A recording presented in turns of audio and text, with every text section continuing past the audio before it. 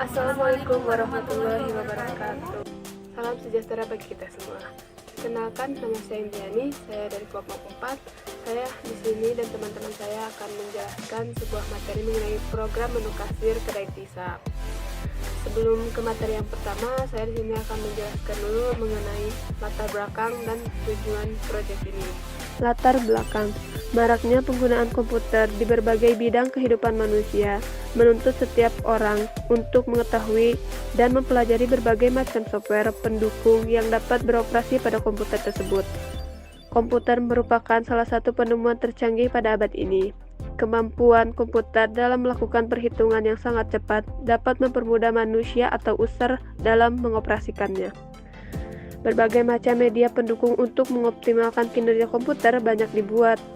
Media tersebut berupa software atau program aplikasi yang hubungannya tidak dapat dipisahkan dari komputer. Banyak software yang digunakan untuk membangun software atau program aplikasi, salah satunya bahasa pemrograman atau pemrograman language. Ada pula tujuan penelitian.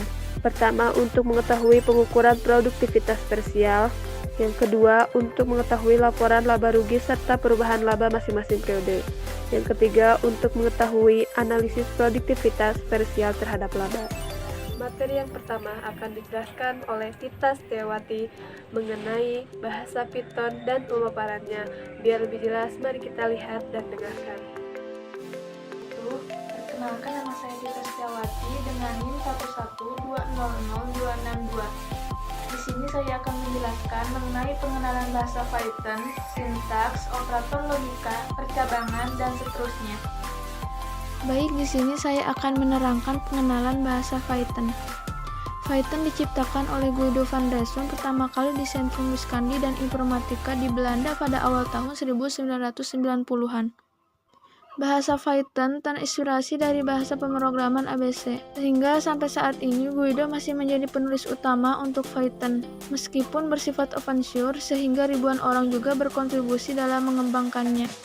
Python adalah bahasa pemrograman yang populer, relatif mudah dipelajari dan digunakan dibandingkan bahasa pemrograman yang lain.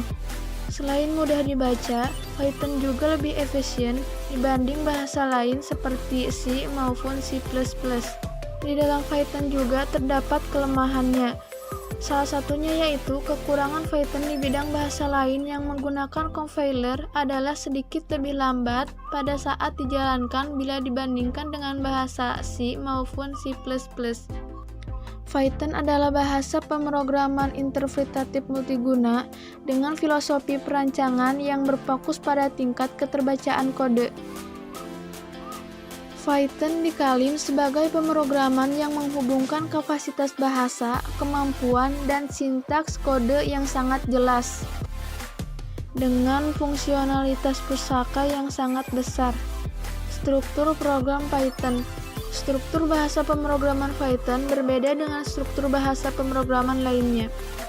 Dalam bahasa pemrograman Python, kita tidak harus mengetikkan bagian header, folder, dan lain sebagainya, tetapi kita bisa langsung mengetikkan perintah apa yang kita inginkan. Sintaks dasar Python. Python merupakan bahasa pemrograman yang memiliki sintaks yang sederhana dan mudah dimengerti. Python sendiri memiliki filosofi bahwa kode pemrograman harus mudah dibaca. Statement atau pernyataan di Python. Semua perintah yang bisa dieksekusi oleh Python disebut statement. Misalnya, A sama dengan 1 adalah sebuah statement penguasaan. Selain statement penguasaan, ada statement lain seperti statement if, statement for, dan lain sebagainya. Statement multibaris. Pada Python, akhir dari sebuah statement adalah karakter baris baru, variabel, dan tipe data Python. Variabel adalah lokasi memori yang digunakan untuk menyimpan nilai. Tipe data Python. Data yang digunakan di memori memiliki tipe yang berbeda-beda. Misalnya, untuk panjang akan disimpan dengan tipe bilangan. Di Python juga terdapat input dan output. Selanjutnya, operator logika. Operator adalah simbol tertentu yang digunakan untuk melakukan operasi aritmatika maupun logika. Nilai yang dilakukan operasi tersebut ialah operan. Misalnya adalah 2 plus 3. Di sini tanda plus adalah operator penjumlahan 2 dan 3 yang disebut sebagai operan. Python memiliki beberapa operator, di antaranya yaitu operator aritmatika. Operator aritmatika adalah operator yang digunakan untuk melakukan operasi matematika, seperti perjumlahan, pengurangan, perkalian, pembagian, dan lain sebagainya. Operator perbandingan. Operator perbandingan adalah operator yang digunakan untuk membandingkan dua buah nilai. Operator penugasan. Operator penugasan adalah operator yang digunakan untuk memberi nilai ke variabel. Operator bitewise. Operator berikut adalah operator yang melakukan operasi bait terhadap operan. Operator ini beroperasi bait per bait sesuai dengan namanya. Operator identitas.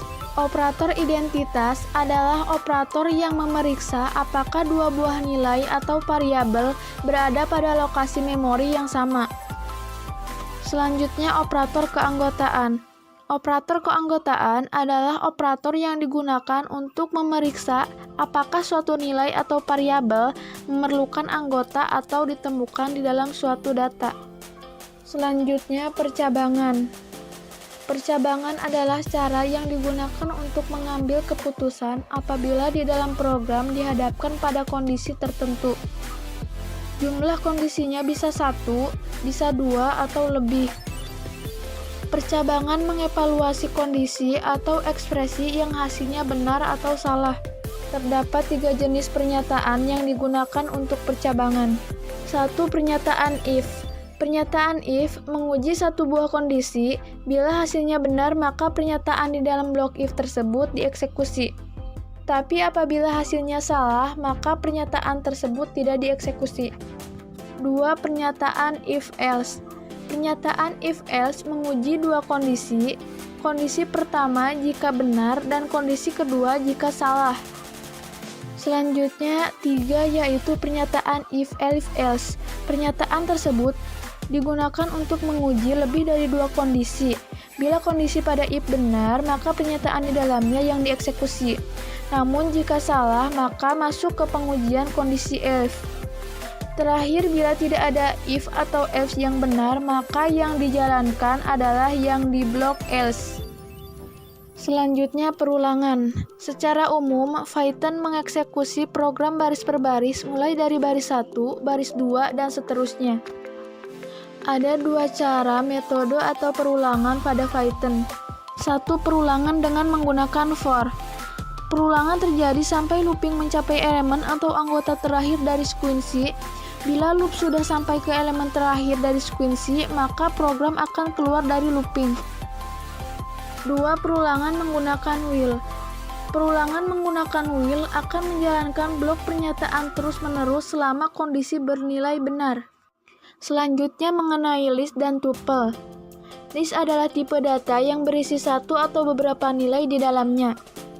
Nilai-nilai ini sering juga disebut item, elemen, atau anggota list. List dibuat dengan menempatkan semua item di dalam tanda kurung sudut. Mengakses anggota list. Kita bisa mengakses anggota list dengan menggunakan indeksnya dengan format nama list atau indeks. List dengan indeks negatif. Python mendukung indeks negatif, yaitu urutan dimulai dari anggota terakhir. Memotong atau slashing list. Kita bisa mengakses anggota list dari range tertentu dengan menggunakan operator slashing ×2. Mengubah anggota list. List adalah tipe data yang bersifat mutable, artinya anggota bisa diubah. Ini berbeda dengan string dan tuple yang bersifat immutable. Metode list. List memiliki banyak metode untuk operasi seperti menambahkan anggota, menghapus, menyimpan, menyortir, dan lain sebagainya. Menambahkan anggota list. Fungsi event dalam kurung berguna untuk menambahkan anggota ke dalam list. Selain itu, ada metode extend kurung untuk menambahkan anggota list ke dalam list. Menyimpan anggota list. Fungsi insert kurung berfungsi untuk menyimpan anggota list pada indeks tertentu. Menghapus anggota list. Kita bisa menggunakan metode remove kurung, POP kurung, atau kata kunci del untuk menghapus anggota list. Selain itu, kita bisa menggunakan clear untuk mengosongkan list. Mengurutkan anggota list. Pada saat kita perlu mengurutkan atau menyortir anggota list, kita bisa menggunakan metode sort kurung. Membalik urutan list. Selain mengurutkan, kita juga bisa mengembalikan urutan list dengan menggunakan metode reversi kurung. Selanjutnya tuple. Tuple mirip dengan list, bedanya tuple bersifat immutable sehingga anggota tidak bisa diubah. Membuat tuple. Tuple dibuat dengan meletakkan semua anggota di dalam tanda indeks kurung. Masing-masing dipisahkan oleh tanda koma. Mengakses anggota tuple. Seperti halnya list, kita bisa mengakses anggota tuple lewat indeksnya dengan menggunakan format nama tuple atau indeks. Mengubah anggota tuple. Setelah tuple dibuat, maka anggota tuple tidak bisa lagi diubah atau dihapus. Akan tetapi, bila anggota tuplenya adalah tuple bersarang dengan anggota seperti list, maka item pada list tersebut dapat diubah. Menguji keanggotaan tuple. Seperti halnya string dan list, kita bisa menguji apakah sebuah objek adalah anggota dari tuple atau tidak, yaitu dengan menggunakan operator in atau not in untuk kebalikannya. Iterasi pada tuple. Kita bisa menggunakan for untuk melakukan iterasi pada setiap anggota dalam tuple.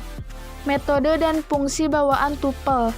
Tuple hanya memiliki dua buah metode, yaitu count kurung dan indeks kurung. Terima kasih Cipta Setiawati atas penjelasan atau pemaparan materinya. Berikutnya, mari kita lanjut ke materi yang kedua yang akan dijelaskan oleh Siti Sofia Nurjanah mengenai string dan bilangan beserta pemaparannya. Biar lebih jelas, mari kita lihat dan dengarkan. Perkenalkan, nama saya Siti Sofia Nurjanah. Di sini saya akan menjelaskan tentang string, bilangan number, fungsi, pengaruh eksepsi, dan callback. Di dalam ada string dan bilangan. String adalah tipe data yang paling sering digunakan di Python. Kita bisa membuat string dengan meletakkan karakter di dalam tanda kutip. Tanda kutipnya bisa kutip tunggal maupun kutip ganda. Mengakses nilai string. Untuk mengakses nilai atau substring dari string dengan menggunakan indeks. Mengupdate string adalah data immutable yang artinya bisa diubah. Menggabung string bisa menggabungkan dua atau lebih menjadi satu dengan menggunakan operator plus. Mengetahui panjang string adalah untuk mengetahui panjang dari string. Karakter escape adalah kita bisa menggunakan tanda kutip tunggal maupun ganda. Raw string untuk mengabaikan karakter escape. Mengatur format string. Ada dua cara melakukan format string. Pertama dengan menggunakan fungsi format buka kurung dan tutup kurung. Dan cara lama menggunakan persen. Metode format, metode fungsi bawaan string. Bilangan number adalah salah satu tipe data dasar Python. Konversi jenis bilangan. Kita bisa mengubah jenis bilangan dari int ke float atau sebaliknya.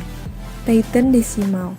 Bilangan pecahan adalah bilangan yang memiliki pembilang dan penyebut, misalnya 3/2. Matematika dengan Python.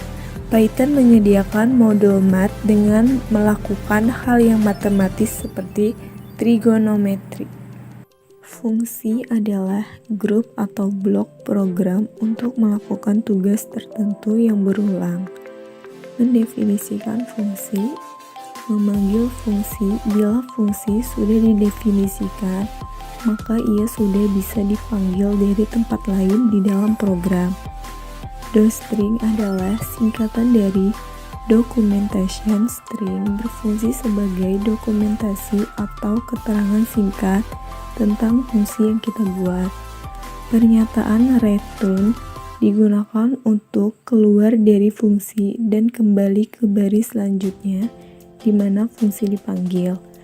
Argumen fungsi, kita bisa memanggil fungsi dengan menggunakan salah satu dari 4 jenis argumen, yaitu argumen wajib, argumen kata kunci, argumen default, argumen dengan panjang sembarang. Ruang lingkup variabel. Di Python, tidak semua variabel bisa diakses dari semua tempat, tergantung dari tempat di mana kita mendefinisikan variabel. Penanganan eksepsi. Menangani eksepsi dengan try, except, dan finally. Python menyediakan metode penanganan eksepsi dengan menggunakan pernyataan try dan except. Menangani eksepsi tertentu, memunculkan eksepsi. Eksepsi muncul bisa terjadi error pada saat runtime atau saat program berjalan. Object Oriented Programming atau OOP adalah suatu metode pemrograman yang berorientasi kepada objek. Konsep OOP, kelas, merupakan abstraksi yang mendefinisikan suatu objek tertentu. Functions atau method adalah untuk mempresentasikan suatu behavior. Konstruktor. Pada contoh awal tentang penjelasan kelas, terdapat sebuah metode bernama int. Metode itulah yang disebut konstruktor. Objek merupakan produk hasil dari suatu kelas. Inheritance of variable, ada suatu kondisi di mana suatu metode yang berasal dari parents ingin Anda modifikasi atau ditambahkan beberapa fitur sesuai kebutuhan pada kelas child. Private attribute, kita bisa menentukan mana atribut atau metode yang ingin diproteksi agar tidak bisa digunakan pada kelas turunannya. Polymorphism, yang memungkinkan Anda untuk membuat banyak bentuk dari suatu objek. Terima kasih Siti Sofia Nurjana atas penjelasan atau pemaparan materinya. Nah, berikutnya mari kita lanjut ke materi yang ketiga yang akan dibahas oleh Arum Ningsih mengenai coding dan pemaparannya. Biar lebih jelasnya, mari kita lihat dan dengarkan. Perkenalkan, nama saya Arum Ningsih. Di sini saya akan menjelaskan mengenai coding project menu kasir kedai Tisa. Selanjutnya, saya akan menjelaskan mengenai coding project penjualan makan di kedai Tisa. Jadi pada line pertama ini terdapat inputan masukan nama konsumen, dan pada line selanjutnya ada function def pilihan yang berfungsi untuk menampilkan menu makanan pada saat nanti di running, seperti ayam geprek seharga 15.000, ayam bakar seharga 10.000, dan ayam goreng seharga 12.000. Codingan selanjutnya inputannya sama, programnya sama dengan yang sebelumnya, cuma perbedaannya yang tadi menu makanan, yang sekarang menu minuman. Codingan selanjutnya terdapat inputan masukan pilihan, nomor, menu, dan berapa porsi makanan yang dipesan oleh pembeli. Di sini kita menggunakan pernyataan if yang fungsinya untuk memeriksa apakah kondisi ini bernilai benar atau salah. Adapun di sini juga terdapat function def pilihan untuk menu minuman seperti es teh, jadi es kembaliannya jeruk, dan es 62.000. Selanjutnya terdapat outputan struk kedai Tisa, Jalan Marta Dinata nomor 33 Bogor. Kasir atas nama Muhammad Raihan, tanggal 23 bulan November 2020. Terdiri dari nama, beli, tagihan, uang, dan kembalian. Ini adalah hasil running dari coding program project penjualan kedai Tisa dengan konsumen bernama Kiki yang memesan menu makanan ayam geprek 2 porsi yang satu porsinya seharga 15.000, yang kalau ditotal harganya menjadi 30.000. Dia juga memesan menu minuman es jeruk 2 porsi yang satuan porsinya seharga 4.000 dan ya kalau ditotal harganya menjadi 8.000. Dan konsumen yang bernama Kiki ini membayar dengan uang tunai senilai 100.000. Selanjutnya berupa struk kedai Tisa, yakni nama konsumen yang bernama Kiki membeli 2 ayam geprek, 2 es jeruk dengan total tagihan senilai 38.000 dan membayar dengan uang 100.000. Jadi kembaliannya 62.000. Terima kasih Arumisi atas penjelasan atau pemaparan materinya. Berikutnya mari kita lanjut ke materi yang keempat yang akan disampaikan oleh Sun Puji Nurlia mengenai definisi program dan pemaparannya. Biar lebih jelas, mari kita lihat dan dengarkan. Perkenalkan, nama saya Sun Puji Nurlia dengan NIM 112000090. Di sini saya ingin menjelaskan tentang definisi pemrograman. Definisi program. Perangkat kasir adalah hardware tambahan yang diperlukan untuk melengkapi akan kebutuhan sebuah sistem mesin kasir. Berfungsi untuk memindai data yang tersimpan. Sistem yang dirancang juga membantu pengguna dalam menghasilkan laporan secara cepat, karena data yang dibutuhkan sudah tersedia dengan lengkap dan tersimpan secara otomatis. Sebuah perangkat kasir yang digunakan untuk memasukkan data dan mencetak bukti penjualan atau struk kasir. Fungsi dari program ini adalah suatu blok kode yang hanya berjalan ketika dipanggil, sehingga program yang kita buat lebih efisien dan source kodenya pun mudah untuk digunakan. Sistem login sederhana dengan autentifikasi berupa username atau password agar kita tahu penerapan sistem login ini. Program menu kasir ini mempunyai fitur sebagai berikut. 1. Sistem login sederhana. 2. Program kasir. 3. Kalkulator sederhana. 4. Menampilkan menu. 5. Menghitung kembalian atau total bayar. 6. Simulasi cetak struk. 7. Ucapan terima kasih. Seleksi kondisi. Statement if digunakan untuk melakukan penyelesaian di mana jika kondisi bernilai benar, maka program akan mengeksekusi statement di bawahnya. Statement def digunakan untuk mendefinisi sebuah metode atau fungsi. Flowchart kedai Tisa.